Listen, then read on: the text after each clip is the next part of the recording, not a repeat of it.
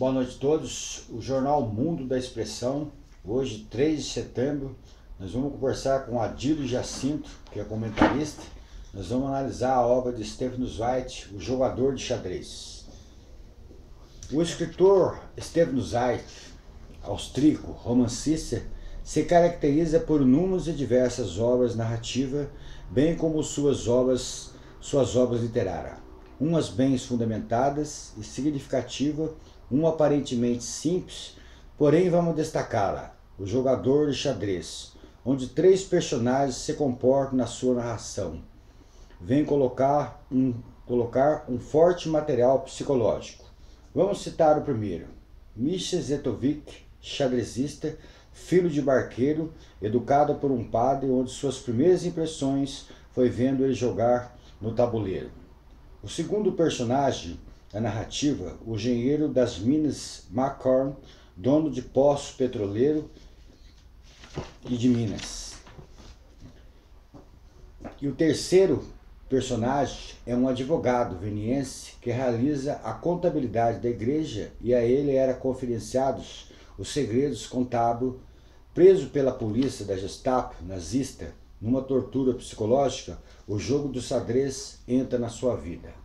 Observação: essas características de seres tão aparentemente desiguais vão moldar a obra e o enredo do Jogador de Xadrez de Zweig.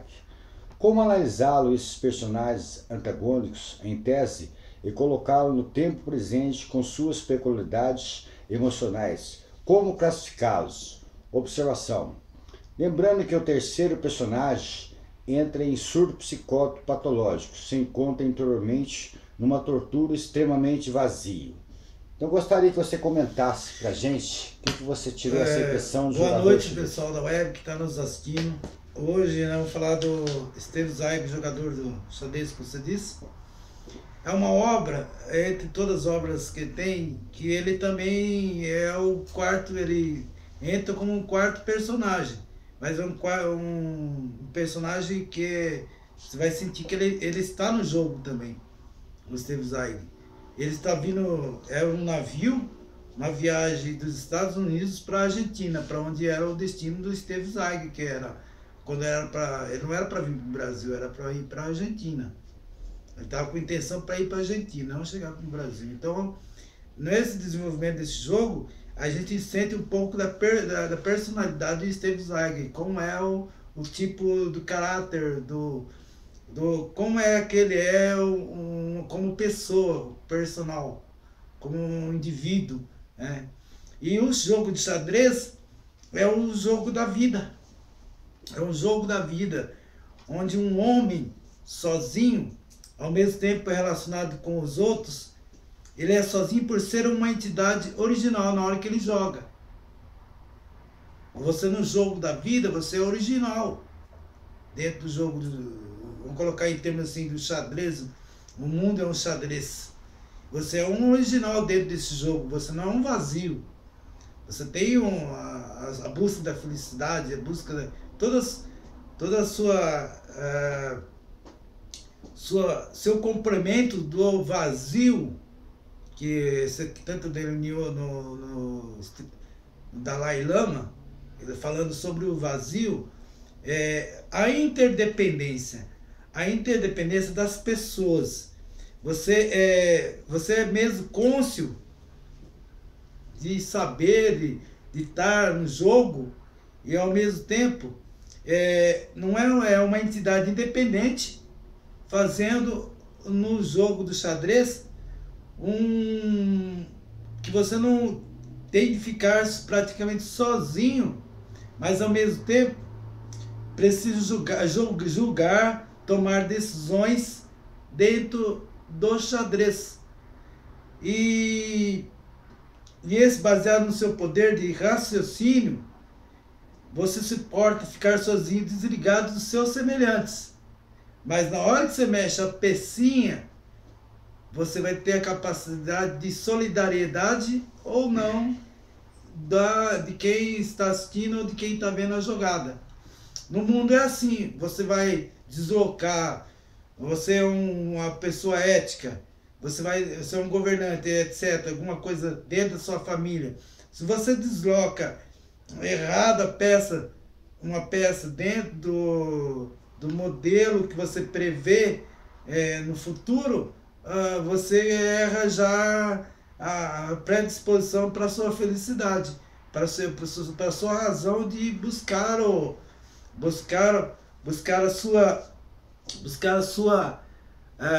seu sentimento de valorização, o seu potencial. E nisso, o jogo de xadrez aparece com essas qualidades, onde a razão compreende o sujeito. Olha, se eu jogo, eu sou um pai de família, eu sou que tem uma noção de vitória pessoal, como eu posso levar aos outros dentro do tabuleiro da vida, como é que consegue? E dentro do jogo do xadrez, do vídeo do jogo de xadrez, ele coloca os três personagens. O Setonovic, ele era um sujeito, como é que você disse, ele era não tinha nenhum recurso financeiro. O pai dele, e o livro, parar um pouquinho aqui, o livro, vocês vão ter que ler o livro, nós vamos estar disponibilizando o livro, porque não é um livro, é um folhetim que ele fez mais de 300 folhetins dentro da guerra, fez vários, o Steve Zweig. Então o Steve Zweig é um pouquinho, vocês vão ver que ele vai ver que ele é um personagem dentro do livro. Então vai estar disponibilizado abaixo desse vídeo no blog o xadrez, para entender melhor o que nós estamos falando, automaticamente tem que dar uma lida no livro para poder entender melhor do que. Não adianta eu ficar falando, vou falar do jogador de xadrez, se você não ler um livro que você vai lê-lo e aí vai encaixando os tipos de personagem, tá certo? Então vocês agora dá uma paradinha, quiser dar uma lida no livro, e aí volta para o debate, que aí eu vou começar a delinear o aspecto psicológico de cada sujeito no jogo de xadrez da vida, onde você vai visualizar e compreender o mundo e a imaginação que o jogo de xadrez faz, e o dinamismo intrínseco da existência da razão que faz desenvolver o cidadão. E dentro desse processo, então, boa leitura. Voltando agora, aqueles que leram o livro, então vamos começar a delinear os personagens. Se leram? Foi um prazer você leu o livro, você viu que a finura do que se trata o jogo. Quem lê vai no ramo das emoções. Não dá para analisar os ramos das emoções, mas tem que analisar o tipo psicológico. E nisso, Steve Zweig, ele fez várias biografias, como dos irmãos fala para mim. A Vida que Eu Vivi. A Vida, ele teve o livro que A Vida que Eu Vivi, e da biografia do escritor fala pra gente que você esqueci agora, dá pra dar uma ajuda. Dos irmãos Karamazovsky, do Dostoiévski. Então lá era um jogador compulsivo, que tinha a compulsividade dele, e ele fazia o livro Jogador de Dostoiévski, né? Então ele é um jogador que não dá para analisar assim, era um psicopata mesmo do jogo, e não via o próximo. Então ele não tinha essa noção de xadrez, né? Ele era patológico. É um livro patológico e só muito agregado a um valor dele próprio, e não vendo o que o tabuleiro da vida faz, o xadrez faz. Então o Setonovic, o pai dele, ele veja bem, o pai dele estava pescando, um pescador que não tinha nenhum padrão de leitura e não tinha conhecimento de leitura nenhuma. O filho conviveu com ele até uma certa idade. E de repente ele se vê morto num acidente do navio. E um padre, com toda a sua benevolência que existe, né, se dá ao próximo, que o Dalai Lama falou, através do altruísmo, captou o jovem Chetanovic. Mas o jovem Chetanovic era um jovem assim que, ao primeiro momento, mostra, o autor tenta mostrar que ele era um tosco, um rapaz sem objetivo na vida nenhum. Não tinha dom nenhum. Ele não aprendia a contar, ele não sabia ler direito, ele não sabia pronunciar as palavras, ele era quieto, ele vivia praticamente, quando fez o Dalai Lama, uma parede branca e ficava quietinho. E a todo momento, quando pedia para ele fazer alguma coisa, ele fazia com uma certa, não com uma certa resistência, mas fazia com calma, com tranquilidade, fazia o trabalho a ser feito. E demorava um pouquinho. Nisso o padre ficava meio... Ele falava assim, mas ele faz as coisas, mas ele faz meio devagar, né? Mas ele essa é o ponto crucial do Chetanovic ao longo da história. E ele não fazia, ficava sentado a maior parte do tempo no quarto, num tremendo vazio, mas a cabeça dele, ele estava só esperando um ato para a sua potencialidade. Então o ser humano busca as potencialidades dele. E na hora que as potencialidades dele com o dom e com o que ele gosta, ele vai se deslancha. Na nossa sociedade a gente vê muito nisso hoje, mas aquele que é estruturado, aquelas famílias que são estruturadas, um país que é estruturado, as pessoas conseguem buscar pelo menos o potencial de fazer um trabalho que ele seja o dom, que dê ali que dê um progresso, um processo objetivo de felicidade. E aí ele ficava olhando, ele e o sargento, era normal numa cidade, vivia-se num lugar que não tinha rádio, não tinha televisão, não tinha nada.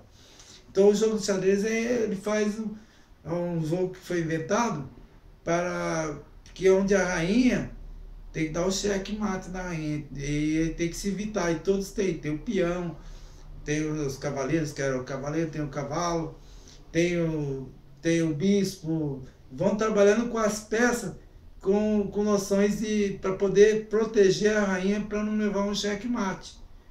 E isso aí dentro desse processo, há lances na vida. Então é o lance da vida.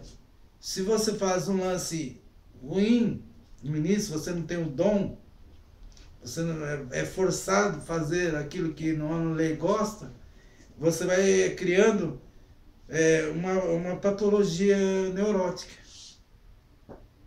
Então o Chetanovic, ele, ao olhar o padre e o sargento jogando xadrez, ele ficava quietinho, sentado e olhando o xadrez, olhando lá, aquilo lá. E o padre falava, mas não adianta, eu tento ensinar ele. Ele sabe contar 1, 2, 3, 4, não sabe, ele tem que contar nos dedos. E ele estava ali, olhando o xadrez, olhando com foco, um foco naquele xadrez e olhando o tabuleiro. Certa noite eles estavam jogando e o padre foi chamado para atender. Foi uma pessoa falar que a pessoa que estava morta precisava de extrema unção. A extrema unção Nesse inteirinho chegou lá, nesse inteirinho o sargento estava fumando o cachimbinho dele lá, fumando o cachimbo que sempre na época fumava, aqueles cachimbos redondão assim, tal. E olhou pro menino lá, sentado e olhando pro xadrez. E eu olhava pro menino, olhando pro xadrez, olhava pro menino e falou assim: você quer jogar comigo? Aí ele falou lá: quero, eu já fui sentado. Sentou lá, foram jogando, tal. O moleque, ele perdeu a primeira partida. Não o moleque, o sargento. Ah, isso é golpe de sorte de principiante, tal coisa, isso aí não pode acontecer. Vamos à revanche, vamos fazer outra. Ganhou a segunda vez dele. Aí, isso é um golpe de sorte. Isso eu acho que foi uma desatenção minha. Vamos fazer a terceira. Perdeu a terceira. Para quem jogava mais ou menos 25 anos de xadrez contínuo e que gostava, que fazia parte na Europa todo mundo gosta de jogar xadrez. No Brasil não gosta de jogar xadrez. Um dos únicos que gostaram era o Mequinho, que foi um dos grandes jogadores brasileiros, o Mequinho, né? Que precisa ter uma paciência. Então ele falou assim: ô padre. O padre falou assim: tolhe as poscas.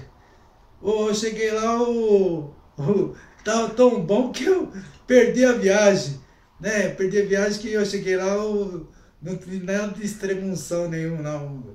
Ele tava mais bom do que, desculpa, mais Monterrey, tava melhor do que eu. Praticamente isso que ele falou. Aí o sargento falou: e eu que aqui que estou jogando com o rapaz, com o seu rapaz aqui, que né, tá aí, ó, disse que não, ele ganhou 3 vezes mil, eu não consigo ganhar dele. Será que o senhor consegue ganhar dele? Ah, é verdade. Aí o padre foi fazer. Aí o padre perdeu a primeira, perdeu a segunda, perdeu a terceira e falou assim: agora que mas não é possível, o rapazinho, ele fica parado assim, a gente fica aqui debatendo com o xadrez, ele vence com a maior facilidade nós dois. Não é impossível, esse menino, será que é o potencial dele? Ele diz assim, né? Não quis dizer que é o potencial, mas ele deu a valorização para a pessoa. E muito disso, dele colocando no aspecto real, da realidade cotidiana do ser humano, muito se perde no meio escolar, no meio de educação, no meio das aflições dos pais, etc. Se perde nesse dom, ou num país conturbado, onde não há uma política realmente humana, então faz com que as pessoas se percam no processo histórico que ele estava. E ele percebeu: olha, eu acho que vou levar, o padre falou, vou levar você lá para a cidade, Clube de Xadrez, numa cidadinha pequena lá nos Balcãs, né? E lá tem um clube de xadrez, vou adequar você. Colocou uma botona dele grande, uma roupa que não era muito, um jaleco de coisa não era muito bonito, né? Ele parecia aquele molequinho dentro de uma roupa que parecia 2. A roupa parecia 2 dele, e arrastava a bota e foi para a cidadezinha. Se inscreveu ele no concurso para jogar o xadrez lá, para quem vê que era o campeão da cidade. E nesse momento, o Sidorovic, ele na primeira partida ele perdeu, mas ele era quieto, ele ficou olhando. Ele perdeu a primeira partida porque ele não sabia a saída siciliana, que é vários tipos de saída, onde começa o jogo.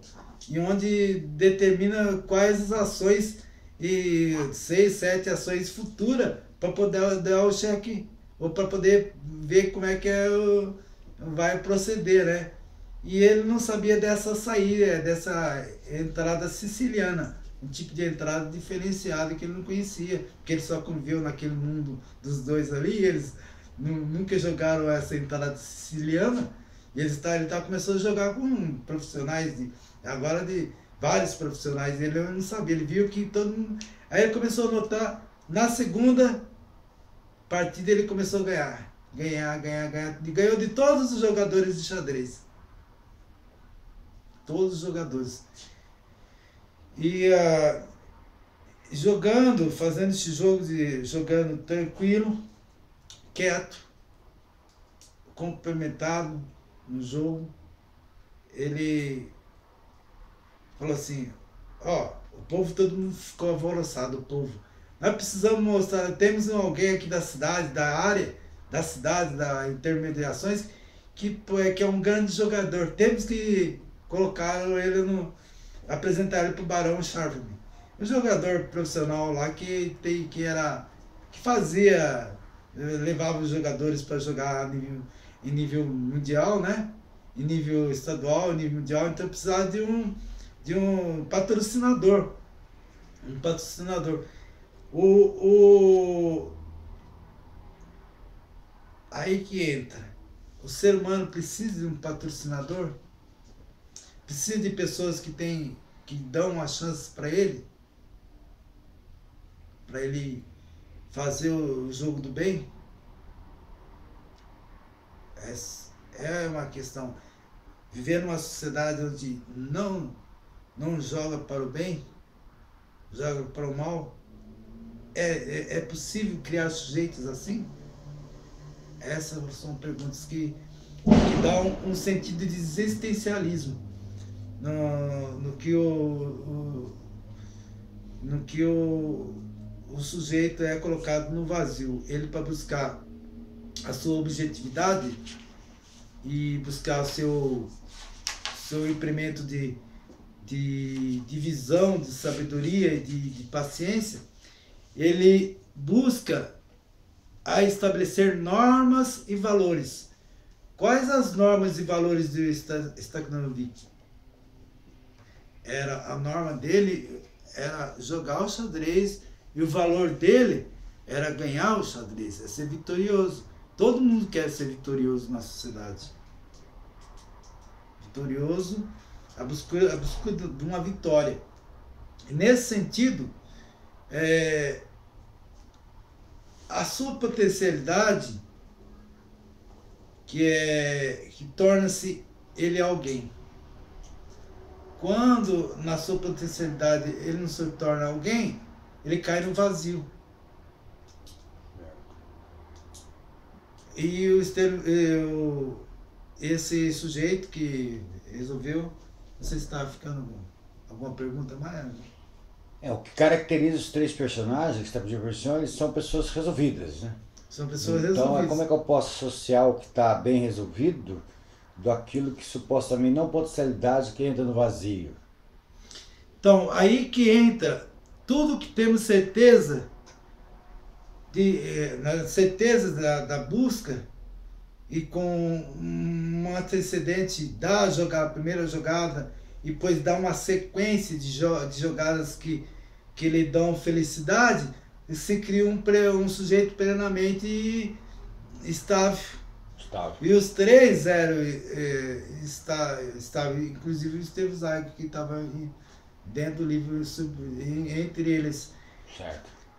E buscando a certeza, certo que ele vai encontrar dificuldades na vida. Mas as dificuldades, quando se tem o dom e gosta, ele acaba com o vazio dele. O vazio não precisa ser no caso da Alain, vai esvaziar o altruísmo, vai buscar no altruísmo, na benevolência. No caso nosso é a felicidade, a busca de ser feliz. E quando o sujeito ele dá as suas ações na concretude do jogo de xadrez da vida, ele consegue sair de uma situação menos, que dá com dificuldades, para uma menos dificuldade, e vai criando um sentido de viver sem pensar muito no vazio e na morte. E aí colocando o Cetanovic, ele se tornou campeão mundial. Ele aprendeu com outros mestres, ficou um tempo lá aprendendo com esse barão que tinha muito tempo de... Sempre tem que ter alguém também por detrás, ninguém vive. É a interdependência que o Dalai Lama fala. Exato. A interdependência, ninguém vive só.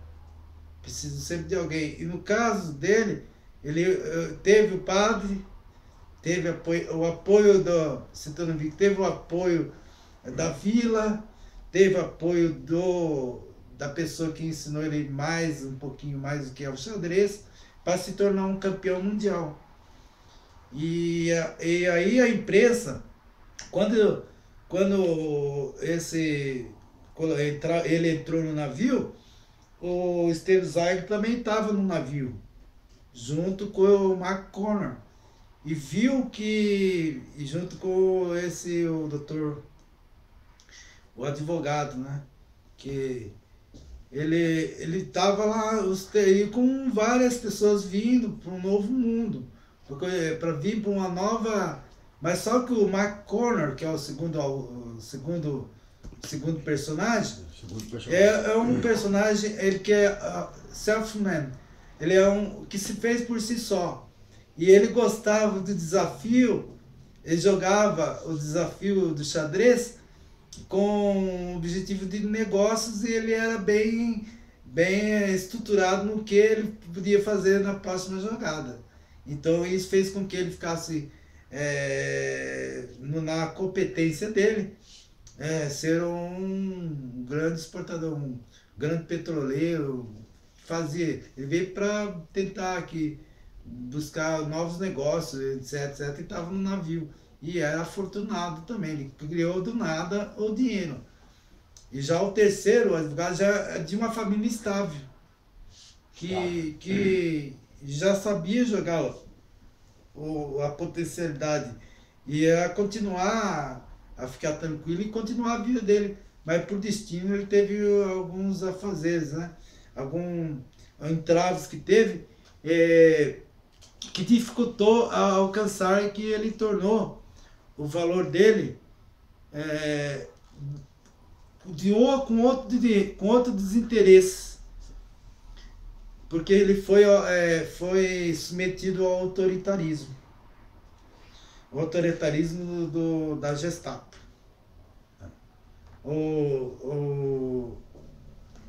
Ele, como a família dele tinha toda a contabilidade da riqueza da Áustria, inclusive do rei que veio da família Orleans Bragança, que veio para o Brasil, ele tinha toda isso aí, como o pai do Steve Zweig também tinha. Então, essa é a ligação que faz, assim, o Steve Zweig, ele coloca o pai dele também como o pai dele sendo o advogado, porque o pai dele sabia de todas as negociações, só que é um empresário que tinha um banco, que sabia todas as negociações da igreja, mas não... Então ele colocou o advogado na função do pai dele. Entendido. Então, e ele na função de Cetanovic, que gostava de escrever ao invés de jogar xadrez. Certo. Então, a obra é o personagem chamado Steve Zweig. É o caráter de Steve Zweig.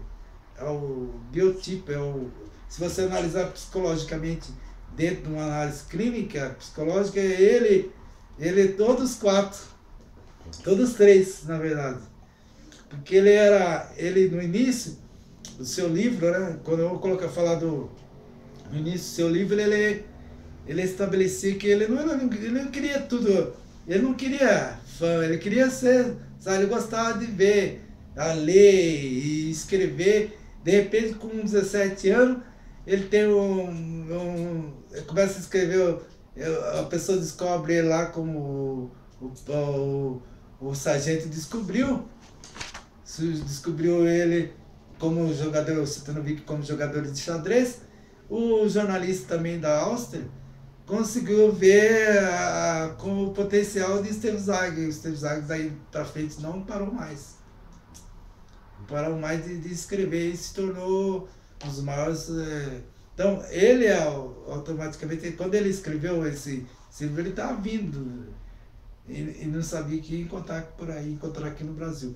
Mas voltando à parte que fala do Cetanovic. Então ele era tosco, mas o pessoal, a imprensa queria saber dele o que era a vida dele, como é que era a vida dele.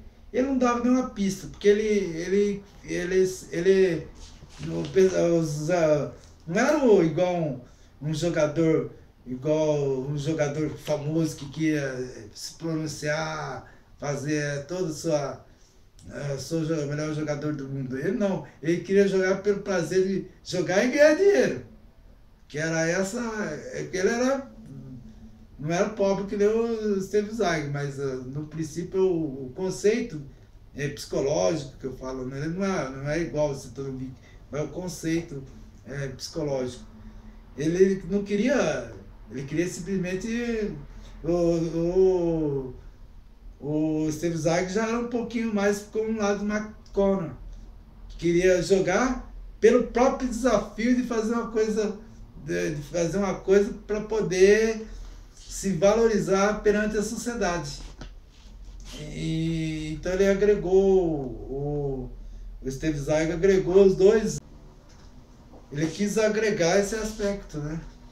Então, quando nós observamos a narrativa do jogo de xadrez, onde se enfatiza que é a própria caracterização dos personagens nas nuances dos personagens, logo assim no começo, existe um termo que é a pessoa que é totalmente isolada, né?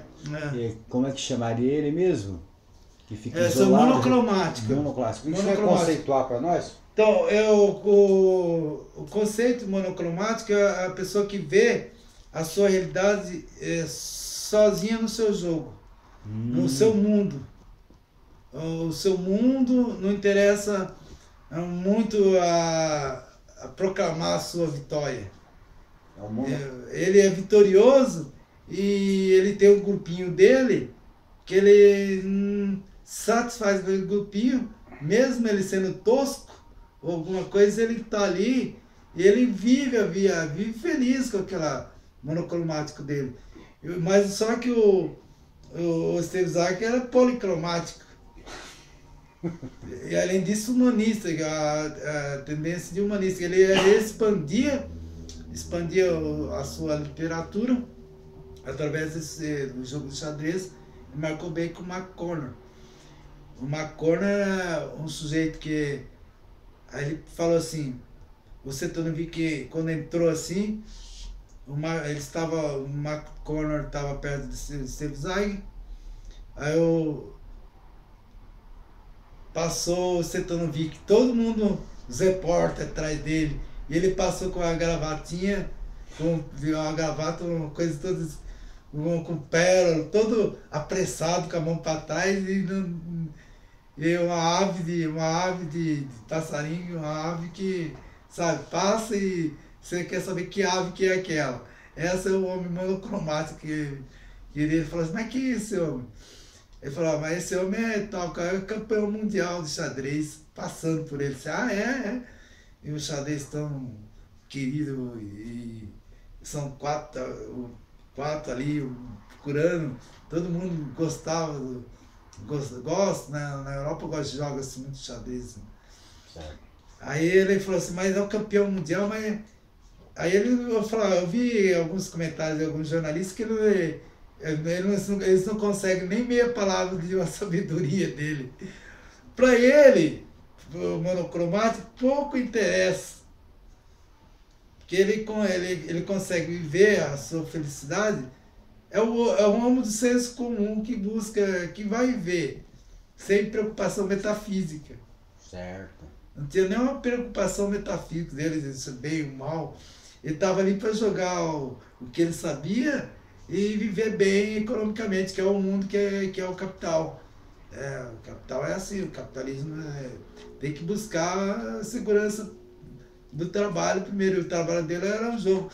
Tanto que o McConnell, mas como esse cara só joga, é fácil ganhar dinheiro assim, né? Jogando, né? É fácil, é por isso que hoje também a juventude nossa acho que jogar futebol, jogar outras coisas mais, é muito mais valoroso, tem mais valor do que ser eticamente dentro da escola, ser um sujeito mais assim, jogar junto com o time. A gente vê uma característica na leitura do jogo de xadrez, que você poderia dar uma análise pra gente, que embora você citou que um jogava pelo prazer e tal, que tinha toda essa estrutura, e pouco importando que o terceiro tinha seu mundo visualizado no grupo, mas nós observamos no jogo de xadrez que tem o terceiro personagem, ele diferencia de também bom no xadrez, porém, e dá a entender que não era aquilo que vem da sua. Como você pode definir isso para nós? Entra no mundo, é o mundo de preenchimento do vazio. Vamos por esse personagem. Ele foi preso pela Gestapo de Hitler. Certo.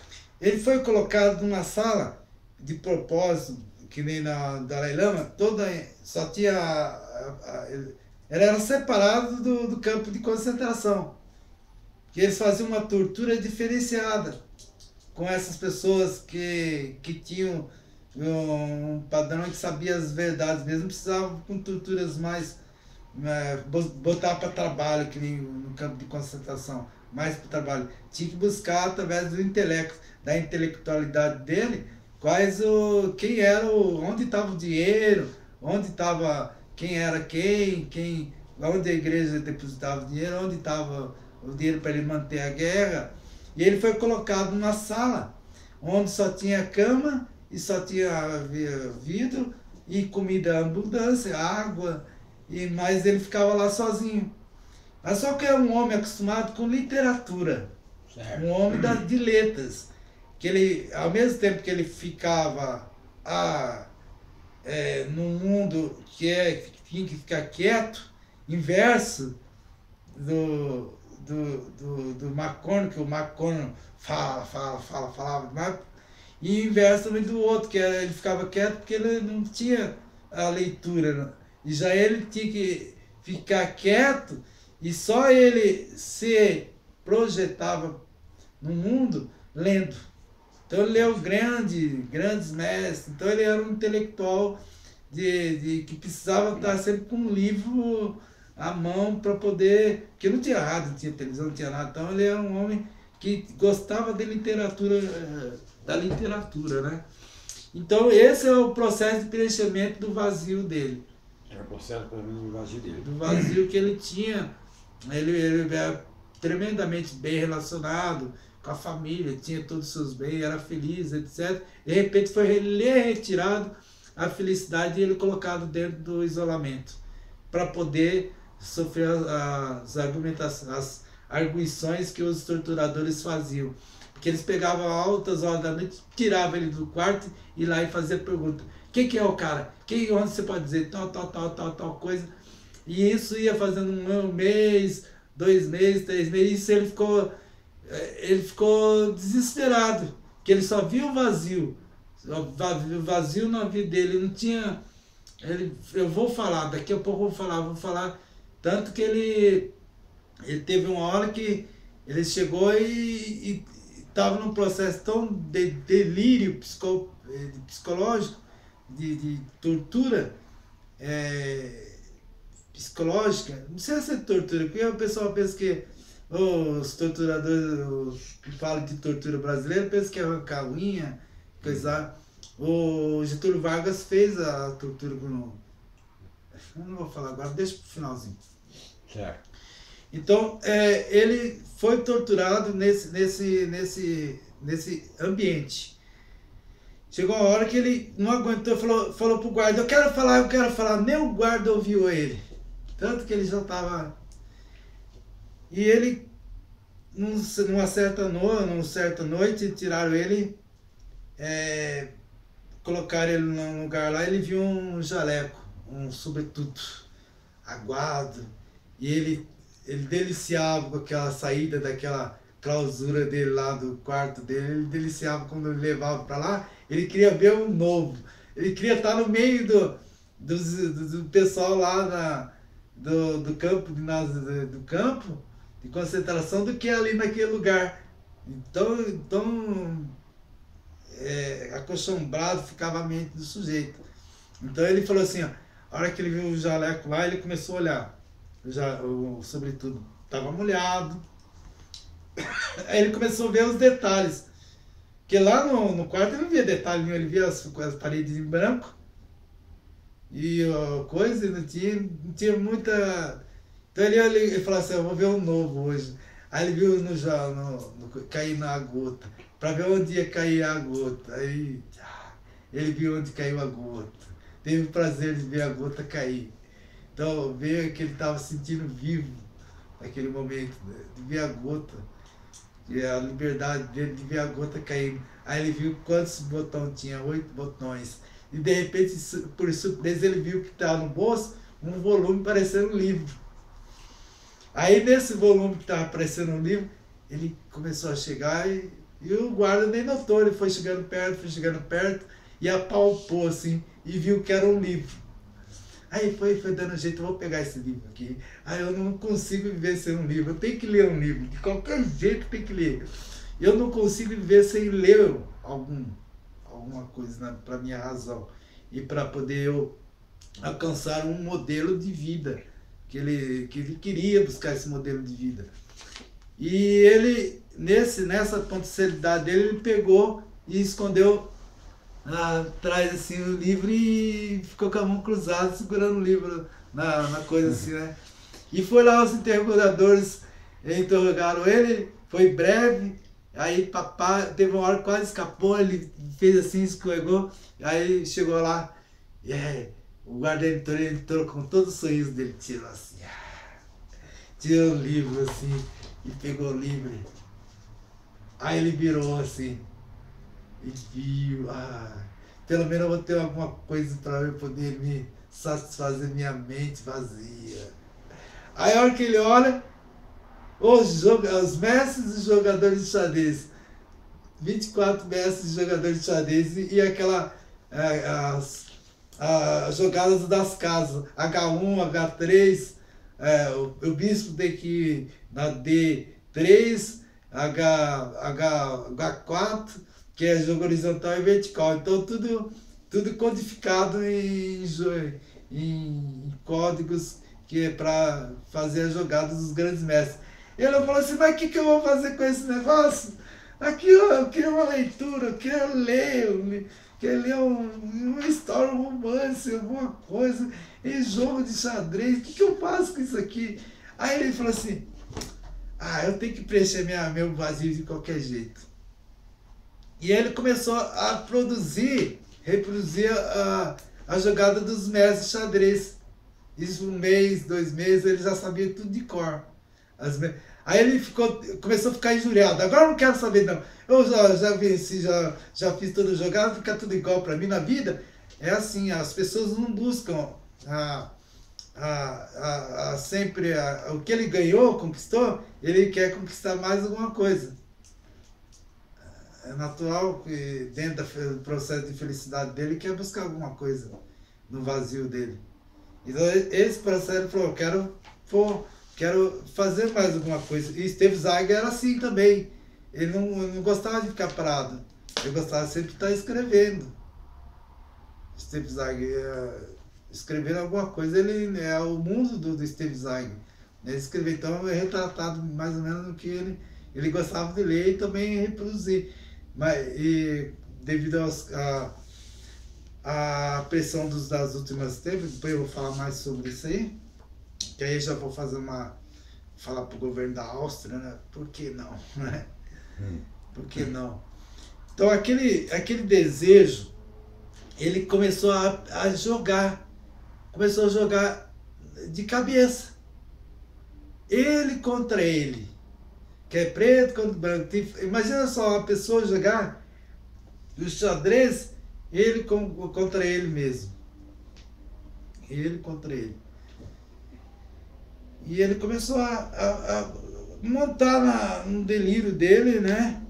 E fazer as jogadas, tudo, e jogar, e esperar. E ainda falava assim: ô Preta, por que você não anda logo? Tô nervoso com você.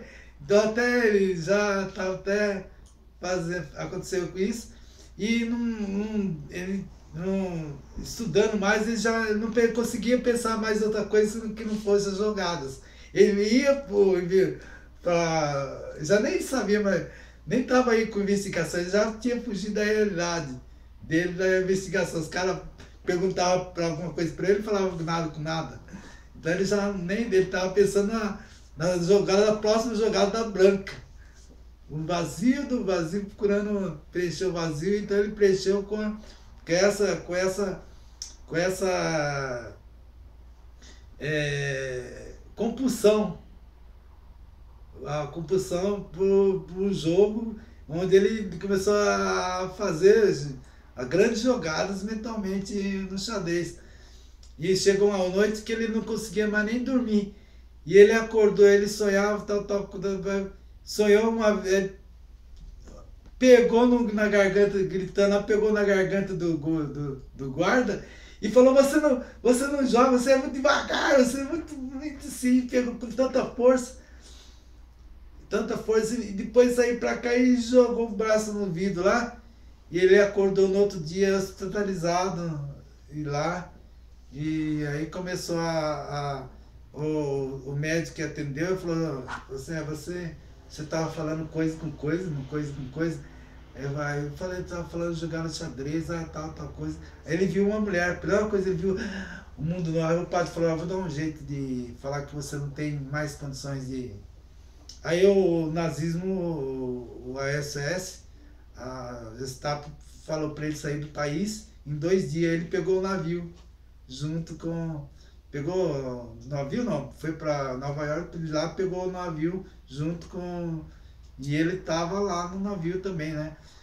E nesse processo, a curiosidade do Steve Zygier era tão grande por esse monocromático, que era o Cetanovic, né? E queria alcançar uma bela vista do jogador para que ele viesse ver, para ele entender Cetanovic. Qual é o tipo de... Ele era um grande buscador de personagens, de psicologia, dentro da psicologia. Ele foi filósofo, Steve Zygier. Então dentro ele foi buscar, ele falou: o que eu atraio, como eu atraio esse jogador para fazer uma partida com nós estamos aqui, né?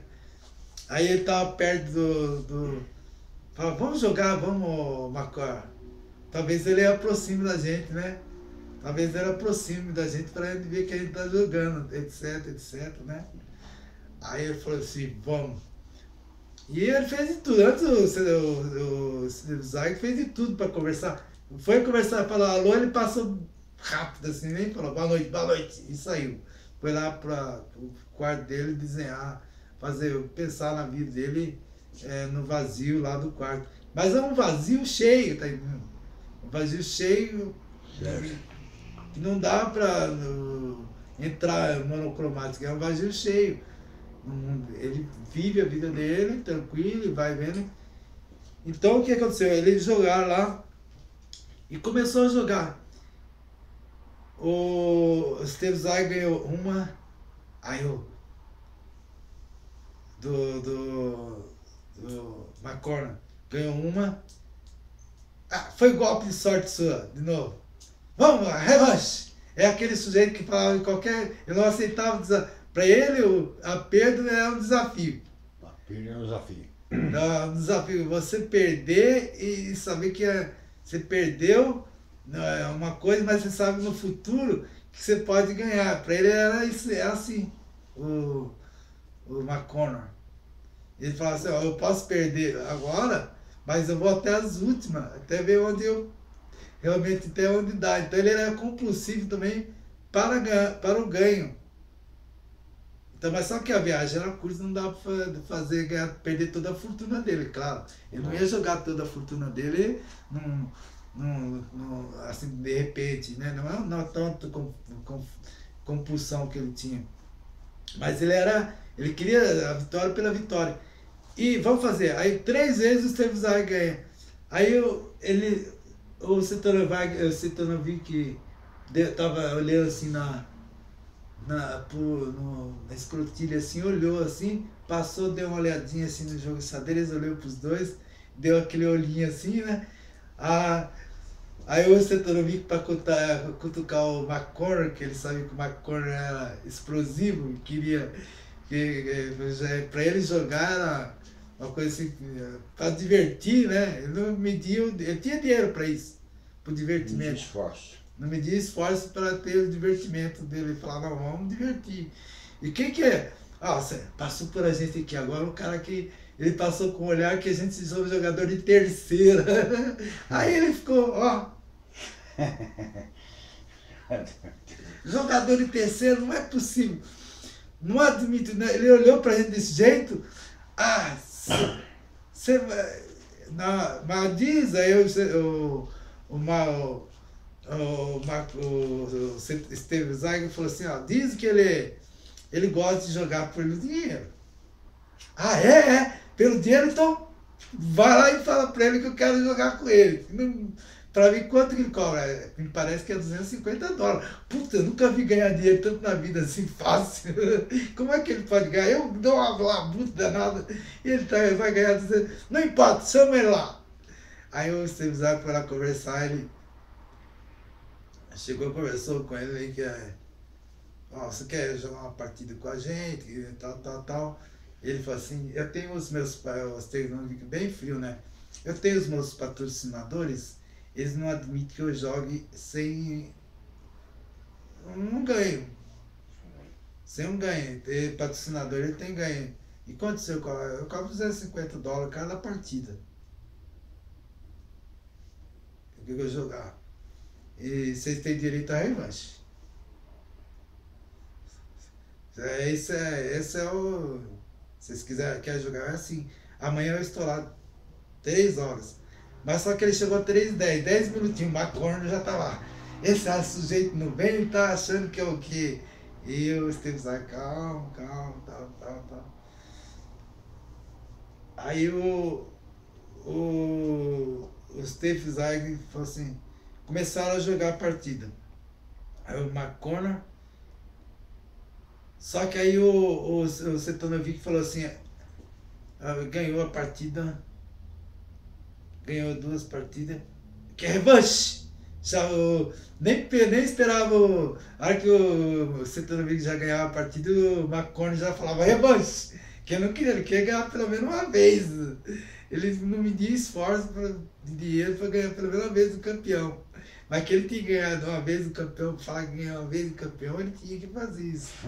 Então era uma espécie de sujeito que não era perdedor, ele queria ser pelo menos chegar ou ganhar uma vez o campeão. Então aí ele falou, revanche. Aí agora eu só jogo, aí ele falou assim, infelizmente agora eu só jogo com vários jogadores simultâneos. E já tinha agrupado bastante gente perto dele. Agora só jogo simultâneo, todos contra eu. Nossa. O Setonovic falou, todos os jogadores, todos que estão aqui em volta, jogo porque eu não vejo. Eu já joguei com todo mundo aqui também, se vocês quiserem jogar, eu joguei partidas simultâneas com vários, eu já ganhei de todo mundo. E agora eu quero ver que todo mundo vê se ganha de mim. Certo. Aí ele botou lá, e ele colocou, e eu vou fazer o seguinte, amanhã é 3 horas, bom, tá, 3 horas, tá todo mundo lá. Aí todo mundo de volta lá, etc. E todo mundo mentalizando que tipo de saída ia sair. E ele falou o seguinte, eu vou deixar o copo aqui, e a hora que vocês terminar, bate no copo que eu vou estar lá lendo meu jornal, tá? Ele falou, olha qual é que o nível de tranquilidade do sujeito, que nem... Ele nem Ele era muito tranquilo, né? Ele já sabia, na entrada do sujeito, na entrada do xadrez, a tranquilidade, né? Um sujeito tranquilo, vivendo uma vida tranquila. Então as pessoas buscam uma vida tranquila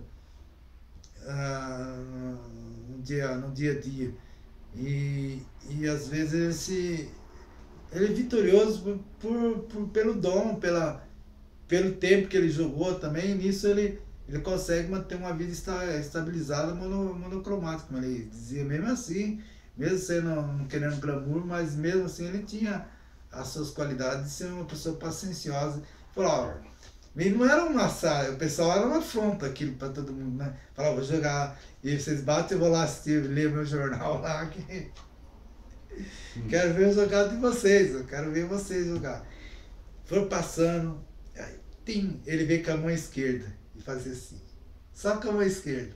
Nem olhava, ele olhava assim, via a jogada. Então ele já planejava as jogadas deles com 6, 7 de antecedência, para chegar, o cara pensar em fazer tal lugar.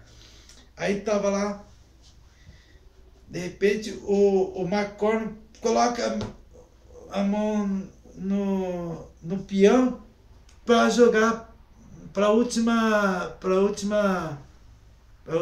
a primeira carreira, que aí ia virar dama, a peça mais forte, a rainha, a peça mais forte do xadrez, que ela se movimenta de qualquer jeito, no vertical, horizontal.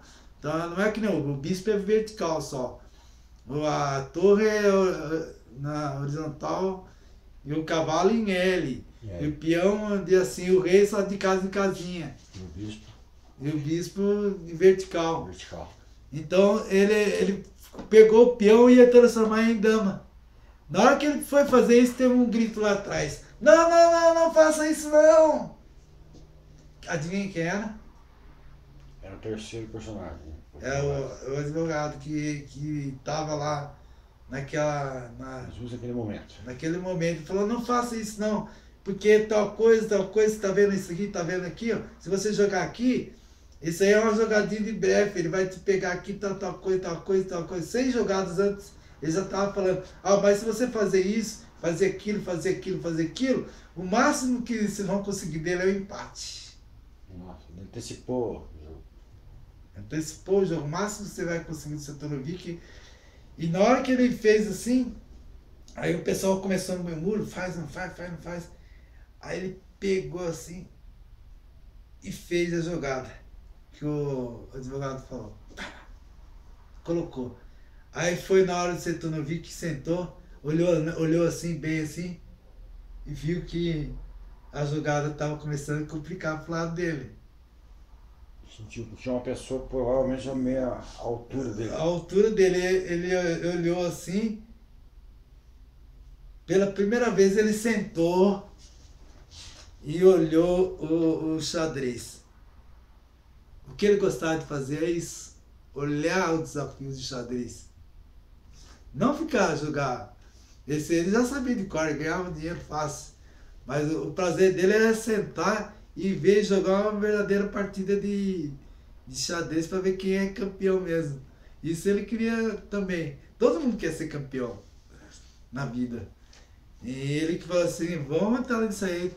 Olhou assim, jogou de novo. O outro fez tudo que o outro mandou lá. E o Setonovic, na hora que viu assim no final, ele falou assim, empate. Porque já não dava mais para... As pedras já foram todas... vou colocar em termos, foram já tiradas, né? Comidas, né? Que fala. Foram comidas, então foram tiradas, não dava mais para dar cheque no rei. Então, nenhum dos dois dava, então era empate. Chega a demorar até, tem jogo dos mestres de xadrez, demora 3 dias, 4 dias, 5 dias, 6 dias, para os mestres de xadrez jogar mesmo nas partidas de xadrez.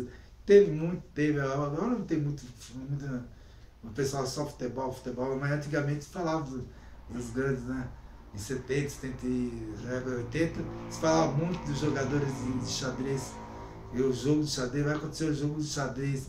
É uma coisa que o mundo todo queria saber quem ia ganhar, né? E Quem ele era o tava, campeão? quem era o campeão do jogo, que não dá pra, sabe, não dá pra ter um errinho, um errinho. Isso é a vida. Se você tem um erro na vida, você tem que recuperar esse erro. E ele tem que fazer defesa, ataque e defesa, ter foco. Foco. Foco na vida dele, né? No jogo da vida, no jogo da vida. E ele olhou, primeira vez ele olhou para o advogado, olhou para ele. E todo mundo olhou para ele. Os senhores querem revanche? Ele perguntou o Stanovic.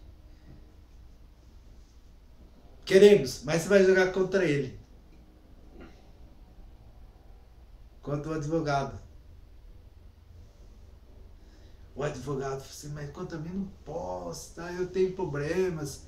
E faz 25 anos que eu não jogo no xadrez, eu não jogo. É um jogador medíocre. Não, você tem que jogar com ele, tá? Já postei, o McConnor falou. E você vai ter que convencer ele lá, vai convencer. Começar, você falou, amanhã sim, 3 horas estamos aqui. Aí eu falei, eu não consigo, não, amanhã você vê. Pô, pela primeira vez o advogado, não vou jogar mais na mente, vou jogar com uma altura jogar no tabuleiro com uma pessoa e não na minha mente só. Então é um desafio para ele. Só que ele não contava com os fatores que ele foi na hora do jogo. Aí contou pro Steve Zweig todo o processo que ele foi preso, sofreu tortura, e o médico falou que ele não podia mais jogar xadrez, pensar em xadrez, senão ele voltava com aquela doença da paranoia. Ele ia ficar paranoico, ficar psicopata. Ia ficar com compulsão. Compulsivo por aquilo lá, e ele ia perder a noção da realidade. Então ele falou assim, eu não vou jogar. Eu só joguei com 25 anos no tabuleiro mesmo, quando eu era no jovem. Eu só na prisão que eu fui preso, e com a história que foi contada anterior que eu falei. Então ele jogado ali naquele processo. Então eu não posso fazer isso. Aí, não, você vai conseguir sim, tal. Eu vou tentar. Aí foi lá. Primeira jogada. Começaram. O Stanovic sentou, olhou para ele. Olhou para o xadrez. Olhou para ele. Com todo esse jogador. Um jogador mesmo que é do dom dele mesmo, que sabe jogar. A pessoa que tem já o potencial dele já é feito, não tinha dúvida nenhuma, ele era pronto, sujeito pronto. Ele parou, olhou, vamos jogar. E deu a pimentada e foi entrando. E ele demorava para jogar, ele tinha que pensar no jogo. E o advogado, como ele era acostumado naquela prisão dele e queria as coisas muito rápido, e ele começou a andar de um lado para outro como fosse na própria prisão que ele estava. Aí o Steve Zweig olhou que ele lá andava. Aí ele andava para cá, andava para lá e viu que ele começou os tiques da prisão. O Steve Zweig já, como analisador de personalidade, com os livros deles todos já analisados de autocontrole psicológico, a maioria dos livros dele, e humanista, né, de cunho universal, é difícil, né, entender. Ele começou a entender que ele já estava tendo a psicose, já estava tendo os delírios da tortura dele. E ele começou a ficar nervoso, jogar. Estava no 32º, a batalha estava dura, e o Stanovic só assim. O senhor não vai jogar rápido, não? O senhor não joga rápido, não? O tempo não foi 10 minutos, o tempo da minha vida? uma ideia que eu tenho para jogar. Não, se eu jogar mais tempo, eu tenho tempo na minha vida. O tempo, a vida tem tempo. Ele falou, mas minha vida, eu só posso ser feliz com o tempo. O tempo. E os 10 minutos eu tenho esse tempo todo da vida. E esse tempo eu vou gastar todo ele.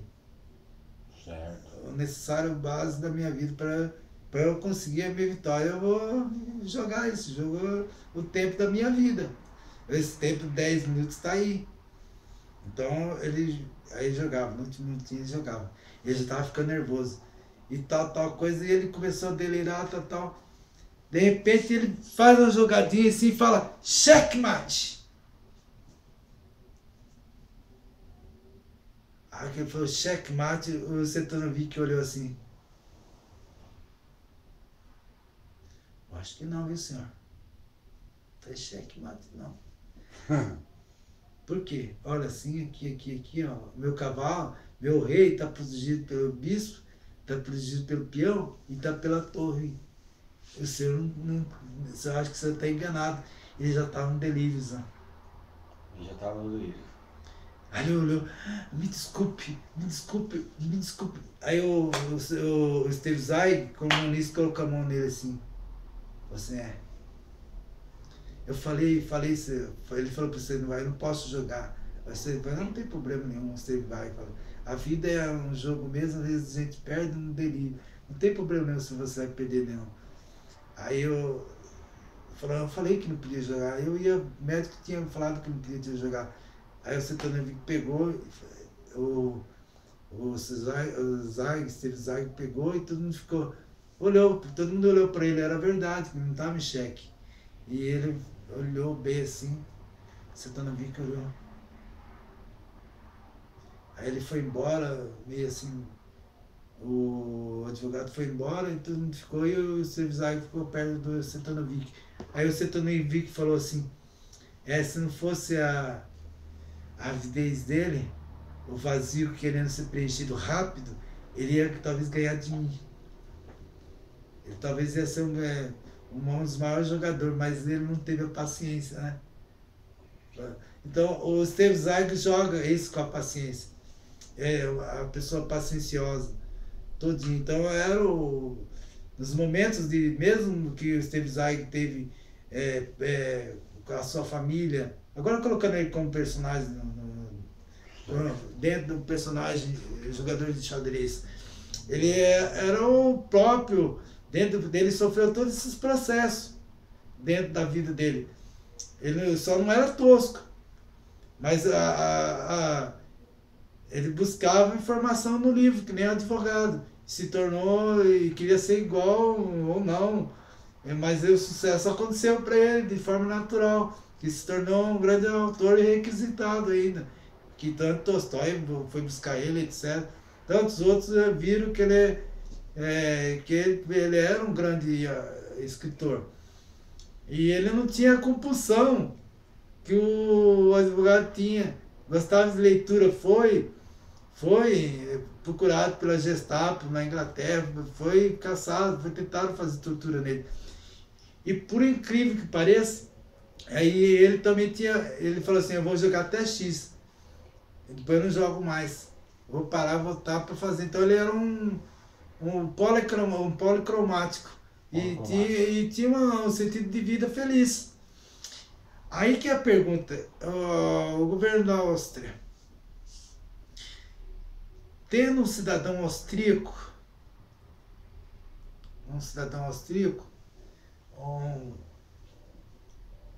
uma pessoa dessa, a pergunta que todo mundo, que alguns têm dúvida, ele fez homicídio ou ele fez suicídio? Ele suicidou ou aconteceu um homicídio? Quando ele veio para a Argentina, o passaporte dele foi pego. Ele não podia sair, ele ficou preso em Petrópolis, fez o País do Futuro para dar para o Janso Getúlio Vargas. E ficou preso e ameaçaram a mulher dele ainda. E quando ele foi tentar refazer a jogada de novo, falar que não era nada daquilo que ele escreveu, que o país não era miscigenado, tinha preconceitos e outras coisas mais, aí jogaram o veneno nele. Mas tem um nome esse livro, não é isso? Hã? Tem um nome, né? Então, País do Futuro. O nome do livro é Brasil, País do Futuro. Se eu tirar a vírgula, fica o Brasil, País do Futuro. Então até nisso ele foi sutil. E não teve, ele ficou lá no quarto dele, lá no hotel dele, sozinho. Não foi um autor brasileiro lá, nenhum escritor de renome, achando que não valia um nome internacional. Não foi ajudar o sujeito na tortura que ele estava tendo com Getúlio Vargas. Uma grande fala, né? Então, esse é o problema que sempre eu questionei, não é a primeira vez, segunda vez, terceira vez. Ele não foi assassinado. Ele não praticou suicídio, ele foi assassinado. O livro dele já demonstra o humanismo. Como uma pessoa com um nível de satisfação e felicidade pode se suicidar? Jamais. O próximo ele não tinha mais como jogar.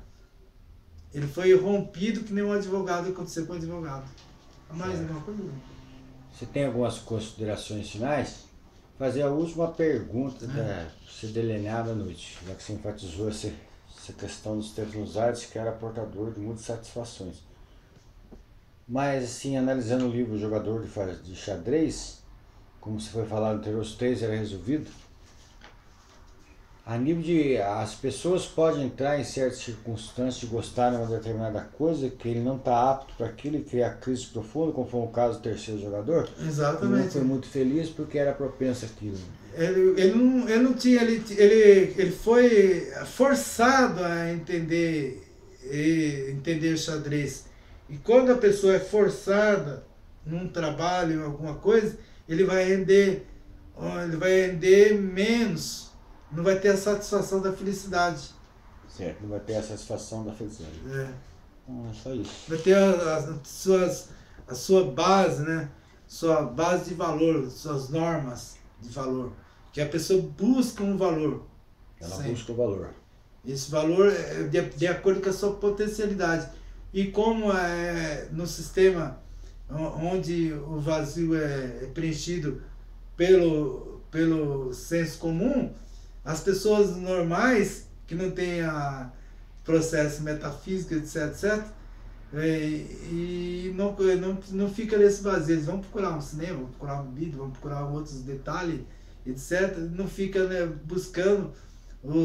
Eles querem sim comida, bebida, pasto, brincadeira com aquela musiquinha. Eles querem todo um processo de busca. De busca. E quando ele consegue, num país ou num lugar onde ele consegue, a família dê suporte para ele, mesmo as coisas simples, ele joga essa potencial. Ele vai ser um bom pedreiro, ele vai ser um bom filósofo, vai ser um bom médico, vai ser com a potencialidade que ele tem, com o dom que ele tem, que cada um tem, mas só que é difícil descobrir porque ele vive numa máquina do autônomo, onde o sujeito tem que buscar a sobrevivência.